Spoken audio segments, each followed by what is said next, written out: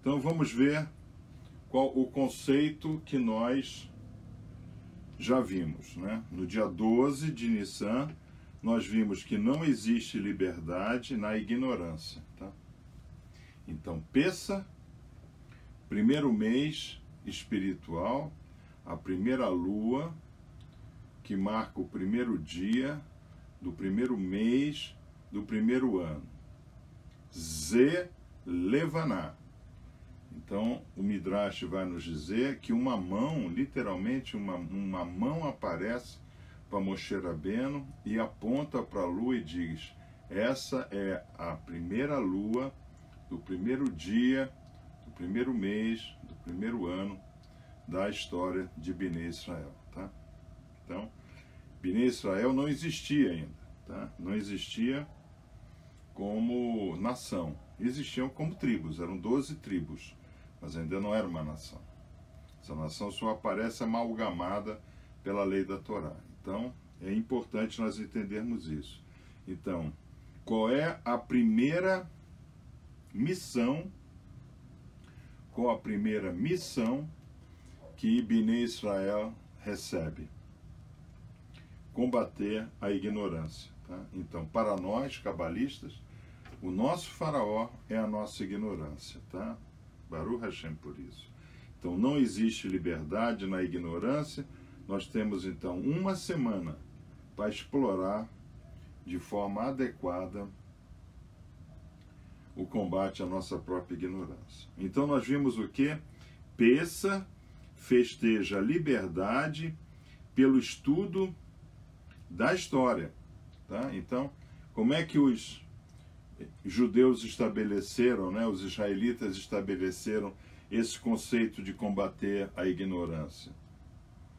Contar histórias sobre Pessa Haggadah, já introduzir o pequeno israelita na necessidade de saber que educação é a pedra fundamental de qualquer nação, tá?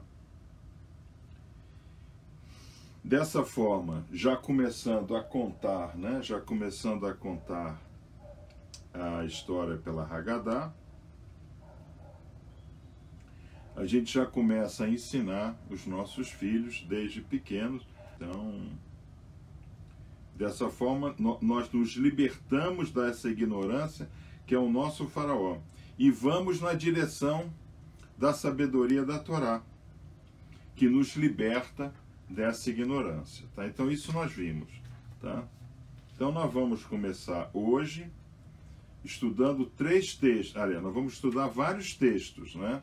Aí ontem, o que nós vimos ontem?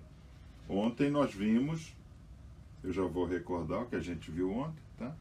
Mas ontem nós vimos já o princípio do que é o Criador, tá? Nós já vamos recordar.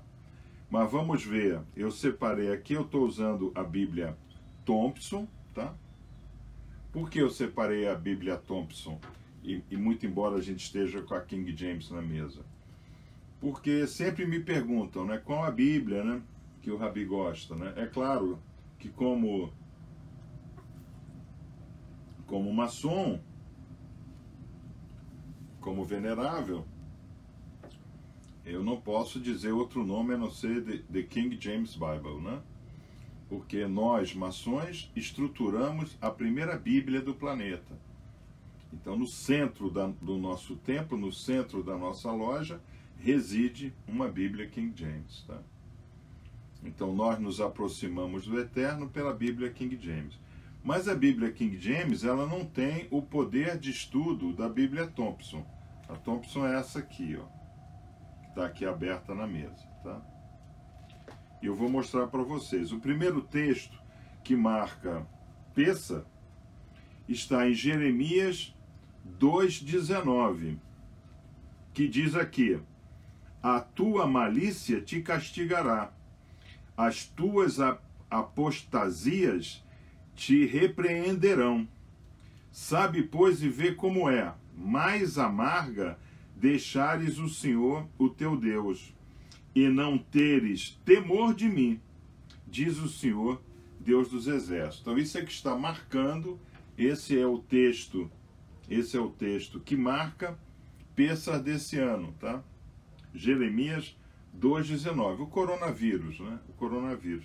Agora, quando a gente vem aqui do lado paralelo ao texto, vem os textos para estudo de Remes, né? De Remes. É importante nós entendermos que o estudo da Torá, ele tem 5 níveis, né? Ele tem 5 níveis, que é o Pardês, o Psat, que é o lexical. Nós acabamos de fazer um lexical aqui, lemos um texto. O Remes, onde você vai buscar textos paralelos, textos associados. Remes é literalmente associação, tá?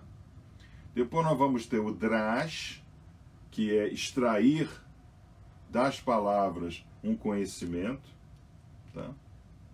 Que o evangélico e o católico não vão a nível Drash. Toda a maçonaria é centrada a nível Drash. Tá? Depois nós temos o nível Sod, que é o nível espiritual. Quer dizer, do Drash eu consigo me remeter a níveis elevados de transcendência de estudo. Tá? E o quinto? O quinto é quando nós estudamos o Tânia. Tá? Quando se estuda o Tânia, quando se estuda o Israel, tá? Quando se estuda o Zohar, tá? O Bahir, tá? Aí nós vamos para o nível de transcendência, mas que não é o nosso caso. O caso dos irmãos é e até nível de Remes, tá? Associativo. Por isso que a Bíblia Thompson é boa. Porque aqui do lado, por exemplo, né, nós acabamos de ler Jeremias 2,19. Aqui do lado tem associações, ele já dá o nível Remes aqui do lado. Amargura de espírito, aflição, desvio, impiedade, temor de Deus, que é exatamente o que está regendo Pêssar desse ano, tá? Pêssar desse ano. Okay? Muito bem, tá? É isso aí. Okay?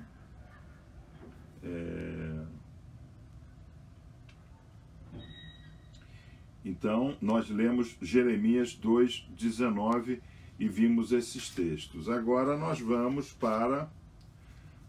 para Oséias 4,6, tá? Que é um texto que a gente está sempre citando, né? Oséias 4,6, que vai dizer: o meu povo é destruído porque falta o conhecimento, porque tu rejeitaste o conhecimento, também eu te rejeitarei. Então, o que a Torá, né? O que aqui no caso a Tanar, né? Está nos dizendo?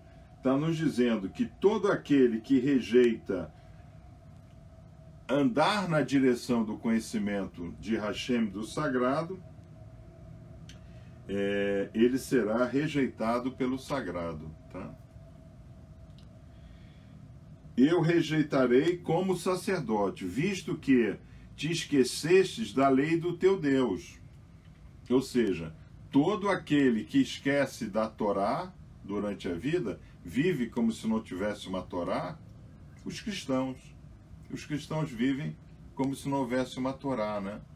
Então, também eu me esquecerei dos teus filhos, ou seja, a maldição, a ira lançada de Hashem sobre todo aquele que vive como se não houvesse uma Torá na sua vida, ele não só vai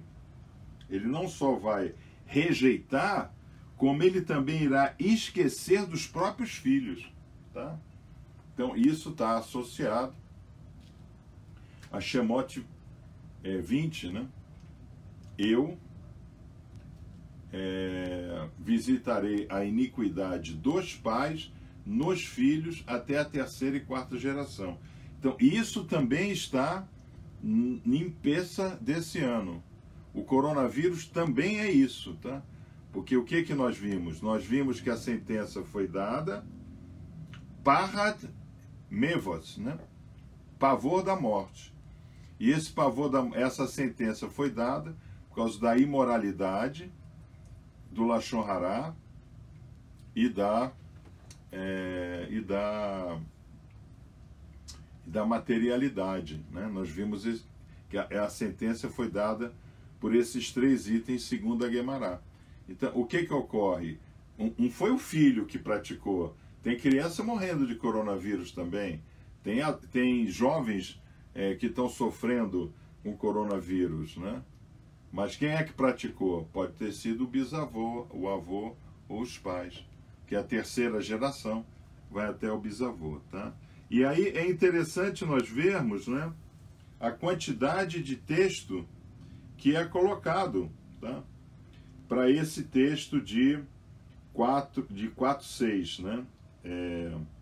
Oséias 4:6. A lei, eu tenho que usar a lente, não adianta.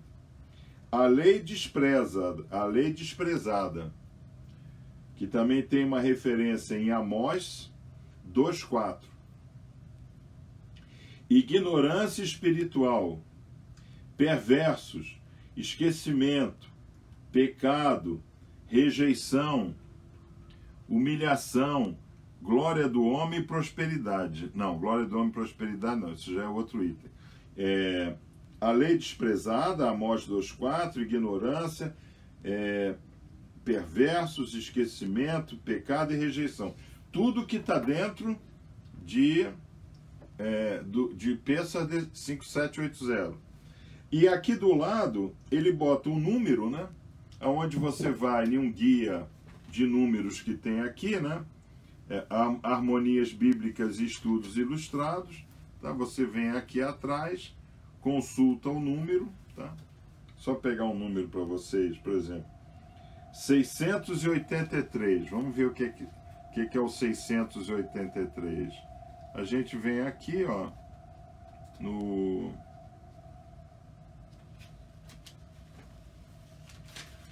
683, 683, eu tô com a mão muito grossa, tá? Tô com a mão muito grossa, tá?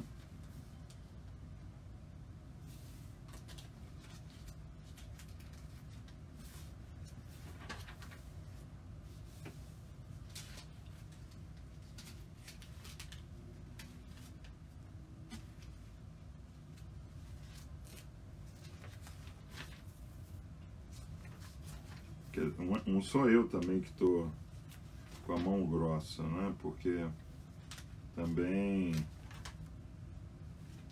a folha é muito fina dessa Bíblia.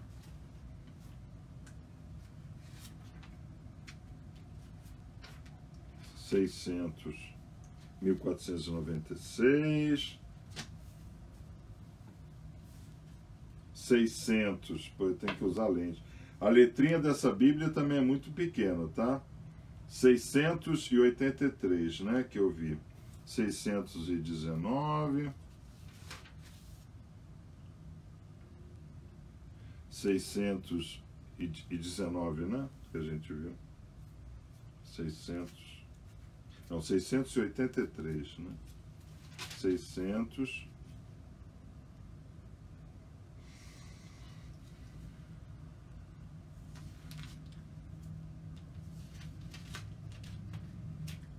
Se vocês verem o trabalho que dá montar esses estudos para vocês. A folha é muito fina. 683, está aqui. Desprezada. Aí nós vamos para um texto de 2 Coríntios 36, 16. Eles zombaram dos mensageiros. Nós vamos para Isaías 39. Nós vamos para Oséias 4:6. Nós vamos para Amós 2:4.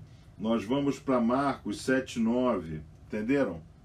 Quer dizer, de um trecho, a Bíblia traz todas essas associações. Então, esses são os trechos que está regendo a Pêssar desse ano, né? Então estamos vendo essa regência desse nível espiritual. Vocês entenderam, irmãos? A Bíblia dá um sinal aí, né? Se vocês entenderam, tá? Fala aí, né? Porque para os irmãos que gostam de fazer estudos paralelos, né?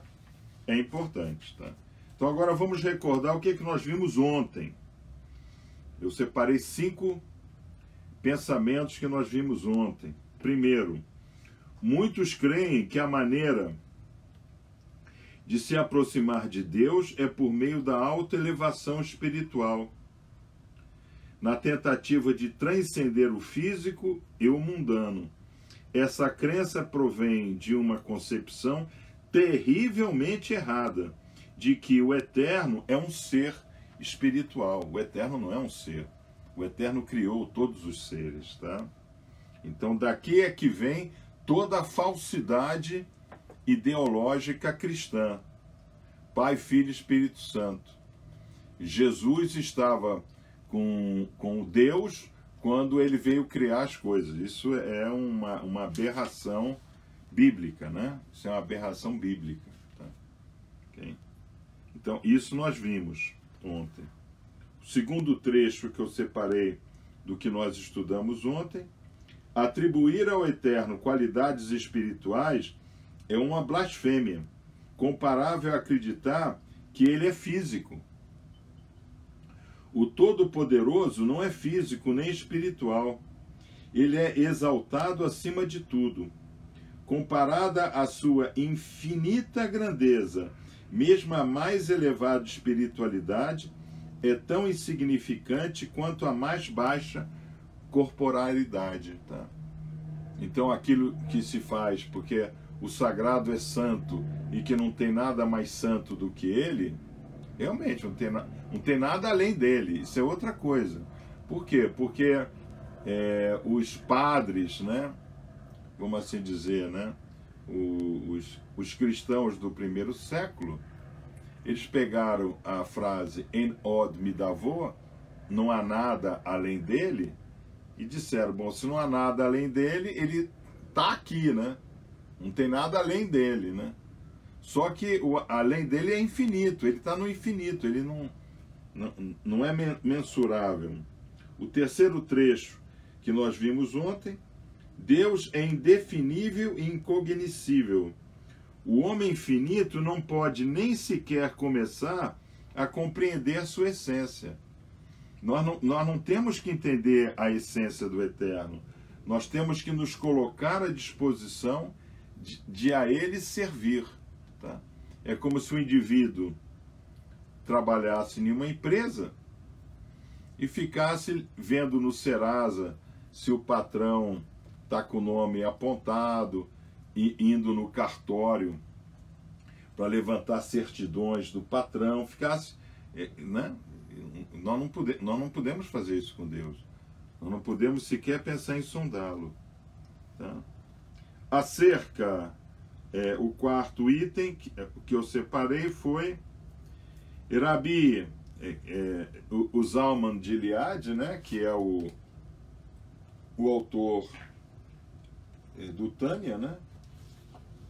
O Tânia são 21 anos, né, de trabalho. Diz: assim como a mão é incapaz de agarrar um pensamento, a mente humana é incapaz de tocar o divino. Tá? Por isso que os nossos quadros, né, os nossos quadros aqui, o quadro nosso de peça, ele traz a matéria e ele traz o campo, a força, né? Aí atrás. Tudo que está aí atrás foi criado pela mente do Eterno. Eu não sei como. Tá? Eu não sei como. Eu não sei como é que o Eterno, por exemplo, colocou na mente do homem o operador matemático. Tá? Mas a gente consegue fazer cálculos matemáticos. Né? Okay? Então, esse foi o quarto item que nós vimos. Importante. E o quinto item: não há ser humano que possa vencer os obstáculos e limitações inerentes às criaturas finitas. em um mundo finito e alcançar Deus, transcendente e remoto, ser infinito, independentemente de quão nobre ou justo seja. Todas essas instruções que eu acabei de citar, elas foram colocadas por Rabi Yeshua em Marcos 10, 27. Mas eu separei uma série de textos. Eu fiz esse trabalho na Thompson, né? Ali, sempre tomando cuidado. O irmão, qual é o cuidado que o irmão tem quando usar a Thompson? Não coloca muita saliva na língua, né? Porque senão você vai danificar a Bíblia. É um problema esse negócio da folha muito, muito fina, né? Tá? Então vamos para Marcos 10, 27. Jesus olhou para eles e respondeu: para o homem é impossível, mas para Deus não. Todas as coisas são possíveis para Deus. Então aqui Rabi Yeshua, ele definiu claramente o que é o Criador e o que é a criatura. Para a criatura, tudo é impossível. Para o Criador, tudo é possível.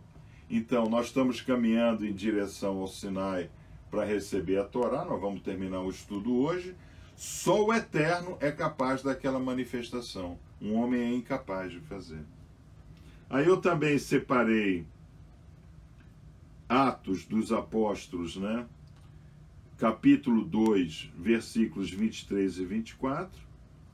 Este homem, com referência a Rabi Yeshua, foi entregue por propósito determinado e pré-conhecimento de Deus.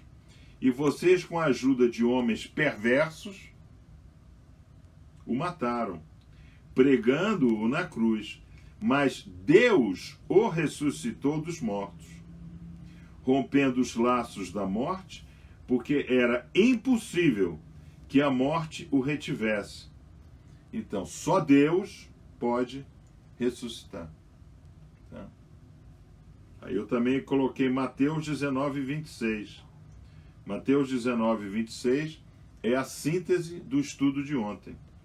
Jesus olhou para eles e respondeu: para o homem é impossível, mas para Deus todas as coisas são possíveis. Tá? Aí eu também separei Jeremias 32, 17. Ah, soberano Senhor, tu fizeste os céus e a terra, pelo seu grande poder e por teu braço estendido. Nada é difícil demais para ti. Tá? Então, só o Eterno, sozinho, ó soberano Senhor, tu fizeste os céus e a terra. Então, não, o Mahut HaShamayim e o Haaretz, não tem tal coisa como os padres e os pastores falam, né? Façamos o homem à nossa imagem, a nossa semelhança o façamos. Ah, quem respondeu foi Jesus Cristo. Isso não existe. Então, quando alguém tem esse pensamento, é uma blasfêmia. Vocês não podem fazer isso. Tá?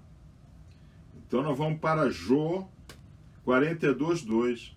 Eu sei que podes fazer todas as coisas. Nenhum dos seus planos pode ser frustrado. Então, só e somente só o Eterno decide e conclui. Todas as obras dos homens são inacabadas. Tá? Zacarias 8,6. Tá? Mesmo que isso pareça impossível para o remanescente desse povo naquela época, era impossível para mim, declara o Senhor dos Exércitos. Então, o próprio Mahut HaShamayim, ele declara que não há impossibilidade para a criação. Por isso que certa vez, né, eu me lembro que nós estávamos em uma instrução e surgiu uma pergunta com relação à destruição do planeta, né, que ia acabar a camada de ozônio, todo mundo ia morrer torrado como se tivesse em um mega, né, micro-ondas, né? E eu disse, não, esqueça isso. Pode dormir tranquilo, irmão. Porque no momento oportuno, o Eterno atravessa essa pretensa destruição humana e bota em ordem todas as coisas. Por quê? Porque nós começamos peça estudando Bereshit 1, versículos 1, 2 e 3. Esses versículos nos dizem que a Torá começa com uma justificação, com um juízo, com uma sentença. Tá? Então, o Eterno começa pedindo que Beriá diga como está a situação. E ele age definindo a situação. Errieor, faça-se ordem. Põe ordem na casa. E ordem foi feita. Errieor, né? Nós vimos isso lá. Tá? Aí, nós vamos para Marcos 9, 23. Se podes, disse Jesus, tudo é possível àquele que crê. Tá? Então, nós temos que crer que não existe nada além de Hashem. Aí nós entregamos a nossa verdadeira fé. Marcos 11, 24. Portanto, eu digo, tudo que vocês pedirem em oração, creiam que já o receberam, e assim sucederá. O que está escrito aqui em Marcos? Nossos pensamentos. Tá? Então, como é que nós vamos conseguir combater o coronavírus? Mentalmente. Mentalmente. Terminando com a imoralidade, terminando com o Lashon Hará e terminando com a materialidade. E tudo isso está aí nos nossos pensamentos. Tá? Mas o Senhor disse a Abraão, por que Sara riu e disse, poderei realmente dar à luz agora que sou idosa? Existe alguma coisa impossível para o Senhor? Indagou Anash, né?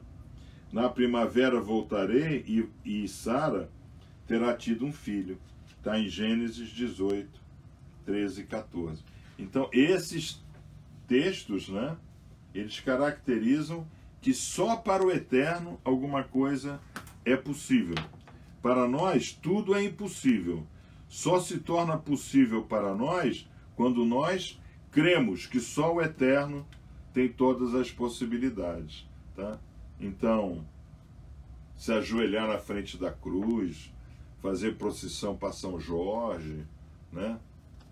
Entrar de joelhos em Aparecida, não é isso que agrada ao Eterno. O que agrada ao Eterno é como nós fazemos, como nós estudamos, como os judeus fazem há 3.547 anos, ensinado pelos sábios. Então vamos lá. A ponte para o infinito. Nós vamos agora chegar no Sinai. Considerando-se o acima exposto, particularmente o fato de que os homens sozinhos não conseguem alcançar Deus, que foi o que a gente acabou de estudar, podemos começar a entender o significado e o propósito da outorga da Torá. Então, para aqueles que se dizem cristãos, não é? Porque cristão nenhum de vocês são, porque nenhum de vocês consegue fazer uma coisa como o Rabi Yeshua fazia, né? O Sadik é o homem perfeito, tá? E nenhum de nós somos Sadikim, nós somos a imperfeição, que buscamos reduzir a nossa imperfeição. Nós ruminamos terças e quintas e engolimos o sábado, não para sermos perfeitos, para sermos menos imperfeitos. Esse é o conceito do judaísmo cabalista, né? Esse é o conceito de Rabi Yeshua, tá? Okay? Então, qual é o propósito de Rabi Yeshua? É levar para todos a Torá, é fazer exatamente essa frase cabalista aqui. Entender o significado e propósito da outorga da Torá. Então, Rabi Yeshua caminhou 3 anos por ali, né? E por que eu estou só citando Rabi Yeshua? Porque amanhã é Pessa de Rabi Yeshua, a Santa Ceia, para nós que o temos como nosso Sadik, né? Okay? Então é importante vocês entenderem. O propósito de Rabi Yeshua é levar a todos nós, trazer a todos nós o entendimento e o significado e propósito da outorga da Torá. Por isso que eu comecei, né, da outorga da Torá para trás. Como nós humanos, por nosso próprio empenho, não conseguimos sozinhos alcançar a divindade, Deus, Ele mesmo em seu infinito amor e bondade, se transporta até nós para cumprir a criação, a intenção original da criação, que foi o que nós estudamos aqui. Para os homens é impossível, mas não para Deus. Tá? Isso é uma frase muito importante de Rabi Yeshua, tá? Porque é uma frase cabalista. O povo dele não tem base cabalista. Então, eles entendem, né, o que está escrito ali, assim como, aquilo ali é uma abelha, aquilo ali é um marimbondo, né? Assim, conhecimento totalmente disperso, né? Mas o conhecimento não é disperso de Rabi Yeshua. O conhecimento é concentrado e só é entendido pela chave da Kabbalah. Porque quando o Kefas pergunta para ele, Rabi, por que o senhor ensina por parábolas, né? Por Haggadah, né? Por que o senhor ensina dessa forma? Para quem ouça não entenda. E definiu dessa forma. Tá? Então, se o pastor ou o padre não conhecer a chave cabalista, ele vai se limitar ao nível lexical e ao nível de remes. Mas isso é só a Haggadah. Isso é como se ensina às crianças. Tá? Então, para nós cabalistas, quando um padre, um bispo, um cardeal, um papa, um pastor evangélico, qualquer um presbítero, ele está ensinando, para nós ele está ensinando para crianças. Okay? Vamos continuar. Somente ele, o onipotente, pode vencer a distância que separa o que é finito de sua essência infinita. Então, nós nunca vamos conseguir subir ao eterno. Nós temos que nos preparar para receber o eterno. Tá? Por isso que na Kabbalah, né, e eu separei aqui, né, já o estudo do Talmud Esser HaSefirot, né, do primeiro tratado, né, para nós estudarmos agora ao longo do Homer, né, da contagem do Homer, Sefirot por Sefirot. Ou seja, o que nós vamos fazer? Nós vamos nos preparar dessa forma, como está aqui. Nós vamos nos preparar para receber o cadinho que está ali, o cli, né, que está ali, é o homem. Aquela seta ali é Berrina Choras, né? É a luz original. Tá? É a luz original. Então, nós nos preparamos para receber. A gente não se prepara para ser salvo. A gente se prepara para receber o Criador. Tá? Não existe tal coisa como boa morte, amém. Né? A Ave Maria termina com boa morte, amém. Tá? Por quê? Porque o católico, ele acredita que morreu, a Nossa Senhora vai pegar o morto lá pela mão, né? Que fica assim, né, na cabeça do católico, né, na cabeça do espírita, né? O cara tá morto ali, estendido no chão, e o espírito, né, tá por cima dele, né? A Nossa Senhora vem, pega o espírito pela mão, né, e leva até Jesus Cristo. Jesus, ó, ele rezava o terço para mim. Então tá salvo, meu filho. Pode entrar. Gente, isso é um absurdo se pensar assim. Por isso que todo mundo católico é miserável. Vê aí as maiores concentrações de favelas no planeta, está dentro de jurisdição católica, né? Tá? Vai lá, Israel, ver se tem alguma favela. Vamos lá. Então, já sabemos que o finito não alcança o infinito, mas o infinito pode alcançar o finito. A revelação divina no Monte Sinai e a outorga da Torá foi o evento mais importante da história humana, pois foi quando Deus venceu a distância entre o homem finito e ele. Tá? Então é importante nós entendermos, lá na Lemúria, ou uns vão falar 250 mil anos, outros vão falar 75 mil anos atrás, não importa, é tempo de relógio, não importa. O que importa é que quando teve a criação, está lá em Bereshit, Bereshit bara Elohim, veta hashamayim ve'et haaretz. Então Elohim foi ver como estava o quê? Como estava Shamaim e Haaretz, como estava o Neshma e como estava o Nefesh, como estava o sutil e como estava o denso. Eles eram próximos, tá? Então, quando Yaakov fala, vai ver como está a paz entre seus irmãos, é exatamente a mesma situação. Yosef representa o Elohim, tá? Yaakov representa o Atzilut, tá? Que está dando essa ordem para Elohim, tá? Depois, essa mesma história vai se repetir com Jessé e Davi da Mera, tá? Isso é muito importante nós termos isso na nossa cabeça o tempo inteiro. Nós temos que nos preparar para receber. Por quê? Nós somos um cli, nós somos um vaso. Nós somos projetados, a nossa arquitetura é de receber. E a primeira coisa que a gente recebe é Hashem no nosso coração, a outorga da Torá, entende? Por isso que o Sinai é tão importante, por isso que Pessa é tão importante, porque é o momento onde a gente reflete o recebimento divino em nós, tá? Isso é muito importante, tá? Por meio de sua Torá, que contém sua essência... ok. E como isso ocorreu, né? Como é que ocorreu essa manifestação divina no homem? Por meio de sua Torá, que contém sua essência, sua sabedoria e vontade. Tá? Sendo assim, a Torá não é apenas um livro de autoria divina, com relatos, leis e ensinamentos. A Torá é muito mais do que isso. É a ponte que permite que o homem finito alcance Deus em sua infinitude. Então, quando nós estamos aqui ruminando terças e quintas e engolimos no sábado, significa o quê?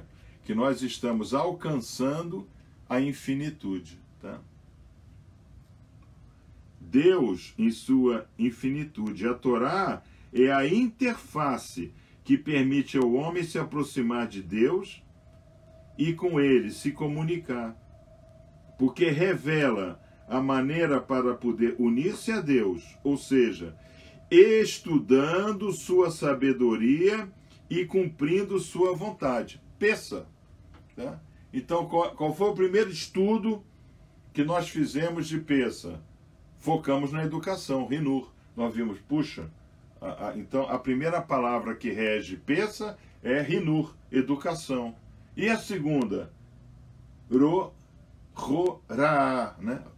Ra. O que é? Ensino da lei. Segunda coisa. Tá, mas e o ovo de Páscoa? Não tem ovo de Páscoa, irmão. Esquece o ovo de Páscoa. É um absurdo. O judeu cada vez mais maduro, a partir dos 7 anos de idade, já buscando uma maturidade espiritual, e a gente fantasiando o filho de coelhinho e levando-o no shopping. Papai, eu quero ovo, papai, eu quero ovo. Ou então, como eu vejo no supermercado, pendura os ovos de Páscoa, fica os meninos tudo lá, né, pulando, né? Ah, pula mais alto, fica pulando para arrancar. Isso é uma bestialização, né? É tornar a nossa juventude bestial. Tá? Isso é um absurdo. Tá? Isso é um absurdo. Por que eu estou falando de forma tão veemente? Porque é o momento que sempre ocorre na primavera do norte, no outono no sul, aonde nós entendemos e assumimos a responsabilidade de receber o eterno. Receber o eterno. Tá? Então, o que está no livro de Apocalipse? Eu bato na tua porta. Se você abrir, eu entro e você é com você. Então, como é que é o negócio? Funciona com o cristão. E aí vale para evangélico, católico, vale para tudo, né? Como é que é o cristão? Bate na porta.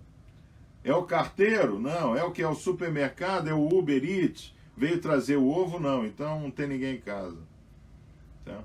Nós trocamos a santidade da Torá por um ovo de chocolate, que é uma festa que nós, maçons cabalistas, até festejamos no Reino Unido. É Easter, né? A festa de Easter, a festa da fertilidade. Tá? Existe a festa. Tá? Okay? Vamos ver. Então, sua vontade que vem revestida por seus textos sagrados e seus mandamentos. Portanto, o mandamento da Torá é muito mais do que uma ordem divina. Um tsav, nós acabamos de estudar tsav, né? Ordene, né? Tsav. Com um teor dentro de si bem mais profundo e mais essencial. A palavra mitzvah, a palavra ordenança, mandamento, a palavra mitzvah, um mandamento da Torá, origina-se na palavra tsav, estar junto, unido, rocher. Tá? Então, nós vimos no nosso Shabat, Sherinah, Roshem, né? Ou seja, Sherinah, a presença divina, é a mesma palavra para vizinho. Tá? Então, o que o Eterno quer ser de nós? Um bom vizinho, e quer que a gente seja um bom vizinho dele. Tá? Um bom vizinho dele. E é isso que a gente aprende nessa semana de Pêssah. Tá? Por isso que eu estou forçando tanto, né, esse conhecimento em vocês, né, nessa semana. Isso é fundamental. Assim, pois, o cumprimento de uma mitzvah une o homem a Deus. Tá? Une o homem a Deus. É claro, 613 mitzvah, nós sabemos que hoje não são mais 613, porque não tem templo. Não importa. O que importa é eu sempre estar preocupado em consultar a mente divina antes de tomar qualquer ação na minha vida, né? Então, por exemplo, eu sempre reclamo com o irmão, né? O irmão gosta de me pegar assim de repente. Eu estou com esse problema assim, o que o senhor acha? Eu não acho nada. Quem sou eu para achar alguma coisa de alguma coisa? Eu tenho que consultar o sagrado, não é? Sempre assim. Ao descrever a revelação divina, a Torá afirma que Deus desceu sobre o Monte Sinai. O que isso significa? Como é possível um ser infinito e onipresente, que está em toda parte, descer em algum lugar? Uma das respostas é que a Torá utiliza a metáfora de Deus descer para nos ensinar de que a outorga da Torá ao povo israelita e às 70 nações se tornou acessível a todos os povos. Deus se rebaixou em termos metafóricos, permitindo a nós humanos chegar a Ele. Aí vem de novo aquela pergunta que eu sempre desafio, né, os meus colegas de Etzheim, né? A Torá não é propriedade judaica. Tá? Esse é o grande erro. Agora, aí o judeu ele dá uma resposta que eu acho sensacional. A resposta do povo judeu, principalmente os Hazakim, né?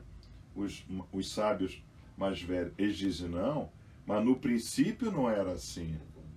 A igreja cristã andava com Torá e o livro dos profetas.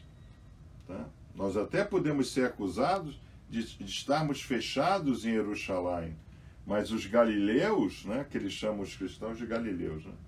Os galileus saíram com a Torá e com o livro dos profetas pelo mundo helênico. Eles estão corretos. Quem proibiu a Torá, quem começou a tocar fogo em Torá, foram os cristãos de Roma. Também está certo. Então nós tivemos de nos fechar. Tá? Incrível, porque tudo isso está escrito 500 anos, né, antes de Rabi Yeshua, foi escrito pelo profeta Daniel. Né? Daniel não é um profeta, né? Ele é um vidente. É o único vidente que tem em toda a Taná é Daniel. Tá? Então é muito importante nós entendermos essa colocação do rabino em Israel. Né? aqui. A Torá é para a humanidade, Enoshut, que nós também estudamos no Shabat passado. Tá? Irmãos, vocês estão revendo o vídeo do Shabat passado, estão revendo os vídeos, porque o Rosh ele está editando, né? E está subindo os vídeos, né? Tá? Nós estamos colocando no YouTube, né? E na página aberta, porque é peça, então nós chegamos à conclusão que se nós fizéssemos isso pelos nossos irmãos, né? Ainda hereges e profanos, né? Nós estaríamos cumprindo uma determinação mosaica de levar com ele todos que quisessem ir. Então ele levou 70 nações com ele, né? Então, em Israel, né? Eu não sei se vocês viram, né? Mas eu inclusive assinei por nós, né?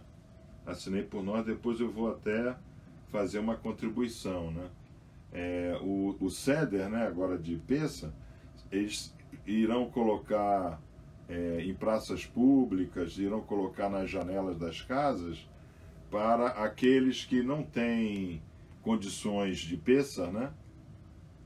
Poder ter a sua ceia em família, mas mantendo distância. Né?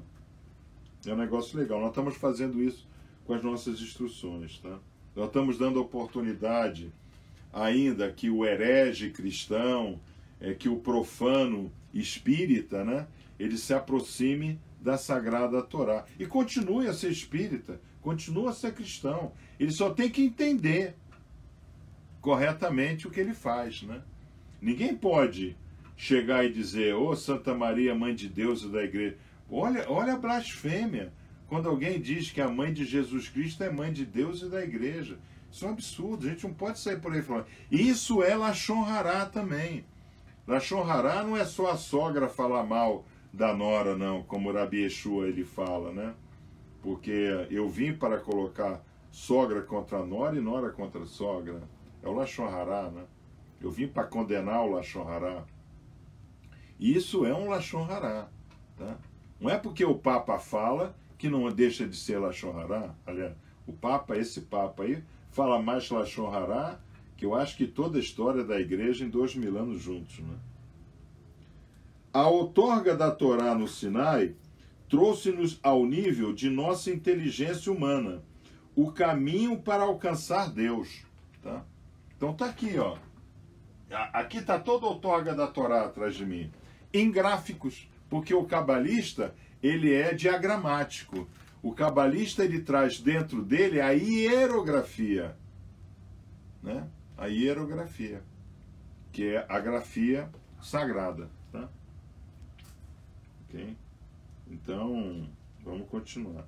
Assim sendo, no Monte Sinai, Bnei Israel e as 70 nações receberam uma dádiva dos céus, recebeu os próprios céus. E onde é que os próprios céus são citados? São citados no primeiro Pasuk. Bereshit bara Elohim, veta hamashah hashamayim, vet hashamayim, ve hashamayim, né? Os céus. Tá dito lá. Tá? O propósito máximo da Torá e de seus mandamentos, entre os quais os 10 pronunciamentos, então é total e essencialmente diferente do que qualquer outro código de lei redigido pelos homens. Quando nós, seres humanos, instituirmos nossas leis, temos por propósito estabelecer e estabilizar a sociedade humana. Tá? Vocês acompanharam agora aí o negócio do remédio, né? O dramalhão que fez, né?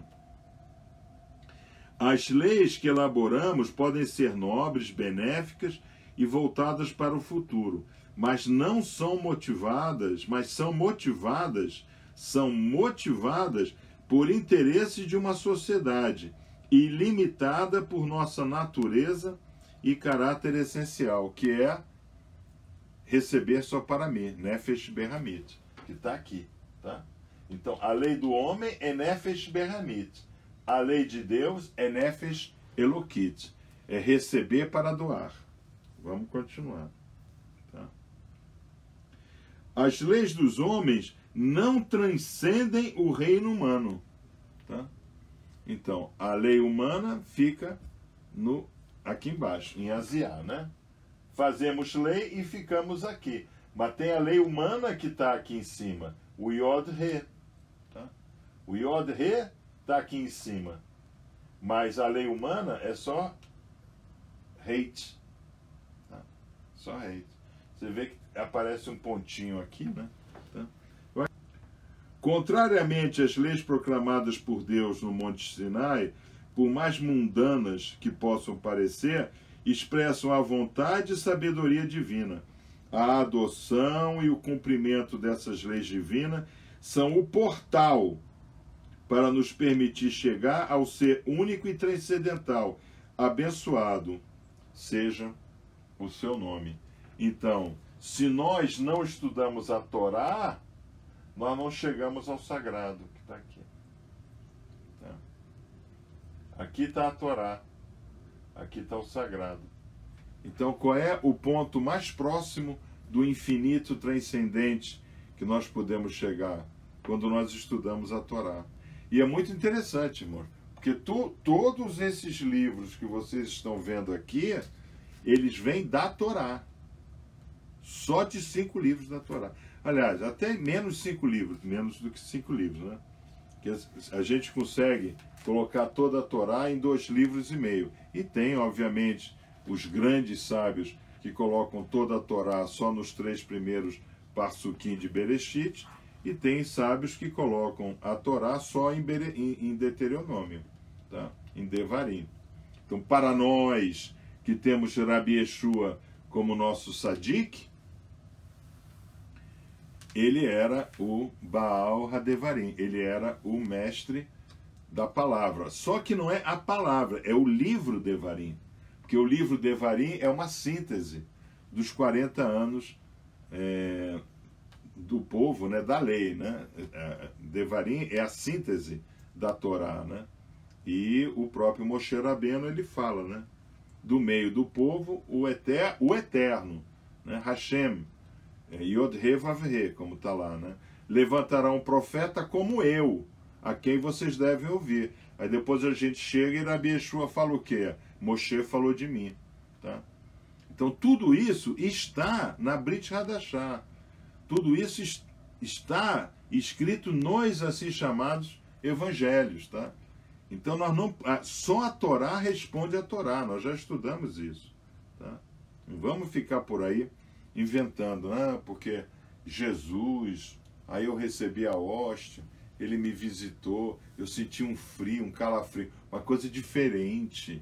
Não existe isso. Tá? Você até sente coisa diferente, sim, tá? Mas não porque recebeu uma hóstia. Tá? Então vamos continuar. Tá? É por meio da Torá que o homem finito e Deus infinito comungam, por ser a ponte que permite ao homem verdadeiramente chegar a Deus. Quando o ser humano se abstém de roubar, não apenas porque a sociedade ditou ser isso um ato ilegal, mas porque Deus o proibiu em sua Torá, ele se aproxima do Altíssimo. Tá? Interessante isso, né? Interessante. Isso é válido para todos os mandamentos da Torá. Cada vez que seguimos uma de suas leis pelo fato de constituírem a vontade do Todo-Poderoso, estamos nos aproximando de Deus e nos conectando com o infinito. Então, a partir da outorga da Torá, que é a forma de alcançar o divino, foi disponibilizado a todos nós, a todos os seres humanos, alcançar do finito o infinito. Tá? Então, eu lamento, né, que assim, né, a igreja tenha perseguido, né, os estudiosos da Torá por 1260 anos. Mas agora isso não ocorre mais. Né? Nós estamos aqui estudando. Né? Vamos ver. O mandamento de servir a Deus com alegria. Uma vez tendo compreendido que a Torá é a ponte que permite conectar o homem finito a Deus infinito, torna-se mais clara a razão pela qual somos ordenados a servir a Deus com alegria, tá? Com alegria. Então, passar uma vassoura no templo, fazer o café no templo. Eu sempre ando a Torá, a interface que permite ao homem conectar-se a Deus. Cada vez que um judeu estuda a Torá, cada vez que um Bnei Israel estuda a Torá, ele está dialogando com o sagrado, bendito seja o seu nome. A Kabbalah nos revela que quando nós estudamos a Torá, eu tenho que usar a lente, nos revela que quando nós estudamos a Torá, Deus estuda conosco ao nosso lado, tá? E isso, irmãos, eu vou dizer para vocês, aqueles que já tiveram a oportunidade de passar um Shabat aqui na Beit Shiur, já experimentou a sensação do sagrado junto de nós, tá? Eu me lembro, as pessoas, né, tem alteração cutânea, né? Todas essas coisas, né? Então, é importante isso daí, tá? O Pirkei Avot, a ética dos pais, um tratado da Mishnah, que é o que nós vamos estudar com o grupo do CTA o ano que vem, tá? Ensina que mesmo quando um estudioso da Torá estuda sozinho, a Shekhinah, a presença divina, paira sobre ele. Tá? Então agora, nesse exato momento, nós estamos em 42 assistindo, aqueles que estão realmente focados no nosso estudo, a Shekhinah está sobre ele. Tá? É um momento bom. Por isso que eu sempre falo, irmão, chama a família, não estuda sozinho não, sabe? Porque tem cristão, né, que chega e fala, não, mas Rabi Yeshua diz que quando eu quiser orar, eu tenho que me trancar no quarto. Ok, quando você for fazer um Hitbodedut, o que é isso? O que é o Hitbodedut? É um Irud com o sagrado, tá? É um Irud com o sagrado. O que é um Irud com o sagrado? Eu preciso ter uma conversa com o sagrado particular. Foi isso que Rabi Yeshua quis dizer. Tá? Rabi Yeshua não dava instrução individual para um. Tanto assim que tem a passagem, né? Ele está visitando a casa de Lázaro, está lá Maria e Marta, ele está dando uma instrução para Maria e Marta trabalhando, né? E o que ele fala? Marta, Marta, Marta, né? Você está esquecendo do principal, tá? Ou seja, ele estava chamando Marta, né, também para ser instruída. Rabi Yeshua só dava instrução para grupo, né? Até mesmo porque naquela época já existia o conceito de Esrad, né? Você só pode ter o Avodat Torá, né, o estudo da Torá, com pelo menos 10, né? Hoje são 10, mas naquela época eram 7, tá? Okay? Então vamos ver. Isso é importante, né? Então por que eu peço à família? Para que a Shekhinah fique sobre todos, né? Fique sobre todos. Tá? Também a obra-prima cabalística do Baal Hatania, né? Do Baal Hatania, né? Quer dizer, Baal é o Senhor, né? O Lekudei Amarim, né? O Lekudei Amarim porque é Lekudei Amarim? Porque aqui são ensinamentos que tem aqui dentro, né? Tem as cartas no final, os textos, etc, né? Mas o Ó Israel também é assim, né? São Lekudei Amarim, né? Explica que quando nós estudamos a Torá, explica que quando nós estamos estudando a Torá, o Eterno está nos abraçando e nós estamos sendo abraçados pelo Rei Infinito. O Talmud e os livros cabalísticos também ensinam que o mandamento da Torá são a vontade de Deus, e quando um estudioso da Torá cumpre uma mitzvah, ele se une ao Altíssimo. Por exemplo, a Sheriná habita naquele que coloca tefilim. Tefilim dos judeus, né? É aquele couro com a caixinha, né? Que se coloca na testa, no braço, etc. Como é que nós oramos? O que eu dou para vocês durante a semana? Gente, eu dou o tefilim para vocês. Eu procuro dar no domingo, quando a página não está bloqueada, né? Eu já procuro dar no domingo. Eu já dou um artigo, tá? Que eu chamo de artigo de terça. Por que eu chamo de artigo de terça e não artigo de Yom Rishon, de domingo? Porque terça é o dia da dupla unção. Eu já estou dando para vocês um artigo com dupla unção, tá? Para vocês meditarem. Eu já dou o resumo da Parashá da semana. Já dou o salmo da semana. Gente do céu, só começa a semana torto quem é torto. Porque eu dou todo o esquadro, né? Para os passos serem esquadrados na direção do Eterno, já no domingo. E dá uma trabalheira fazer aquilo, né? Porque eu tenho que fazer um negócio super resumidozinho para o irmão absorver com facilidade, né? O Talmud e os isso nós já lemos, tá? Então, nessas instruções, terças, quintas e Shabbatot, nós temos a possibilidade de ter a Sheriná sobre nós. Por que não vamos ter? Sabe? Chama o filho, chama a filha. Ah, eu não gosto, não tem nada a ver, isso é coisa de judeu. Não, vem assistir. Não tem nada de judeu nisso aqui, não. Aqui é tudo do divino. Aqui é tudo do infinito. Aqui é daquele que nos criou e nos cria. Tá? Isso é importante. A compreensão de que a Torá e seus mandamentos são o vínculo que une o homem a Deus deve trazer-lhe um sentimento de grande júbilo ao estudar os textos sagrados e cumprir as mitzvot.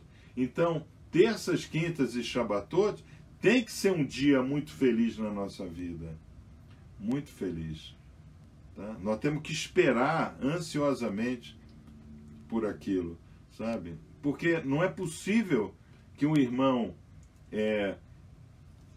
espere, né, anseie por uma novela da Rede Globo, por um programa qualquer que seja na TV, e com todo esse zelo que ele tem pelo profano,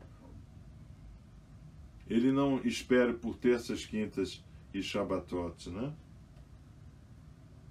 Poucos minutos de estudo da Torá permitem que nenhum tipo de meditação sobre o divino poucos minutos de estudo da Torá permitem que nenhum tipo de meditação sobre o divino consegue alcançar uma verdadeira união com Deus.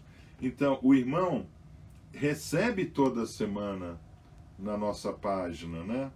Ali a Parashá resumida, o artigozinho para ler, o número do salmo, tá? Ele não precisa se jogar no chão, joelho, milho, terço, orar, como a irmã Eleni falava, mas o senhor não chora quando o senhor ora, porque isso é palhaçada. E aqui nós não estamos em parque temático, aqui é coisa séria, é ligação com o divino, tá? Então o que eu tenho que fazer? Eu acordo de manhã, vou lá tomar o meu café e coloco o meu smartphone do lado, em vez de ficar vendo fofoca lá, chorrará no Facebook, vai na página, dá uma lida no artigo, dá uma lida no resumo da Parashá. Eu garanto a vocês que cada lida que vocês derem, vocês vão descobrir um tesouro. Eu garanto a vocês. Isso eu garanto a vocês. Que ocorre comigo, né? Então vamos continuar. Tá? Portanto, é errado enxergar a Torá e seus mandamentos como um ônus imposto a todos os povos que estavam ao pé do Sinai, pois de fato são a maior dádiva do mundo, algo que o homem vem buscando desde sua criação. Então, o que o homem vem buscando desde a sua alteração? Essa harmonia com o sagrado. Tá?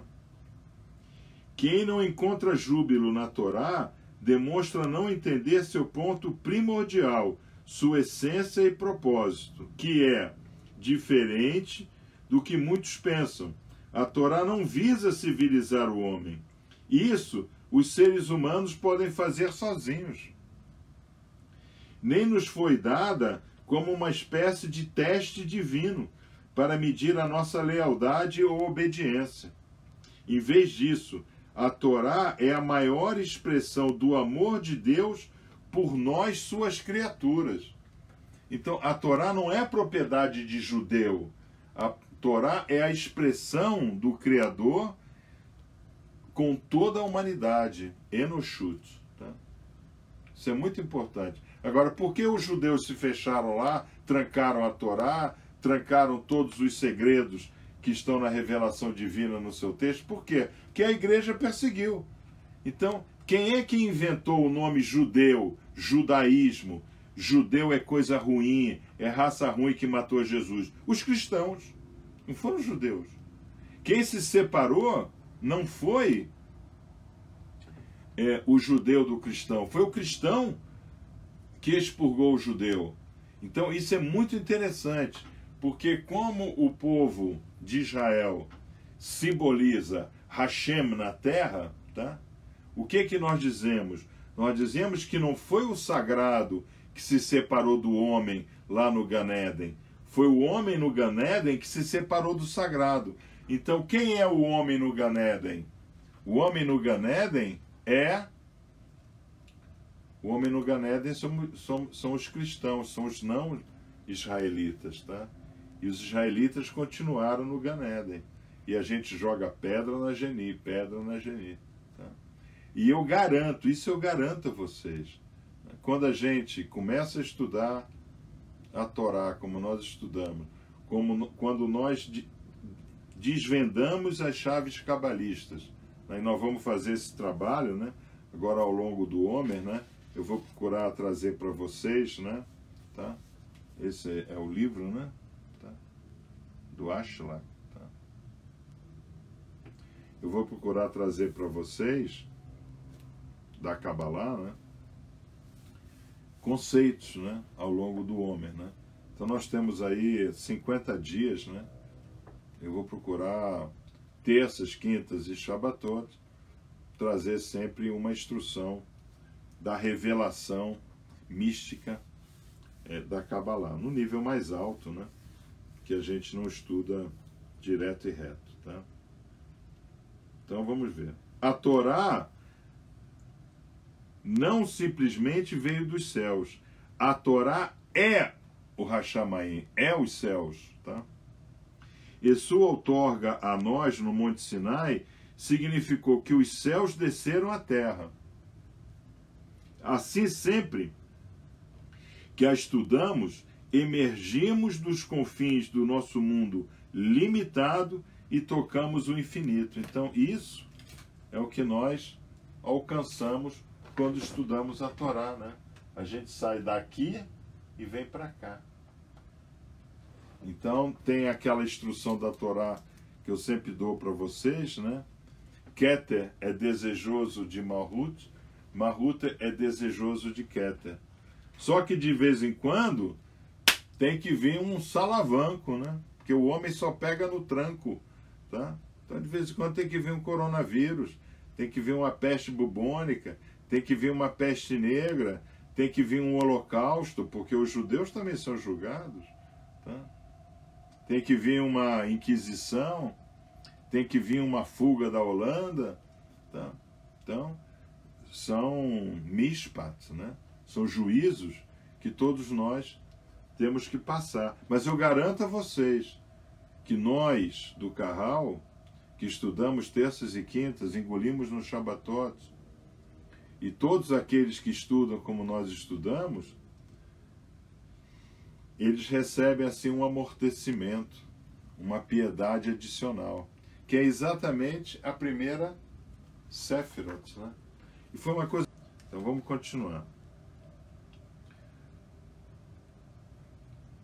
Assim, ok. O significado da entrega da Torá mudou o curso da história para sempre. Não apenas para o povo judeu, mas para toda a humanidade.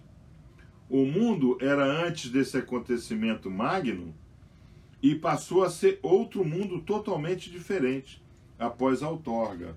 Tá? Então, quando o Even Israel coloca isso aqui, a gente tem que entender o seguinte: o nosso mundo, o meu mundo, o teu mundo e o mundo de todos nós, individualmente, ele passa a ser um outro mundo depois que a gente recebe a Torá em nós.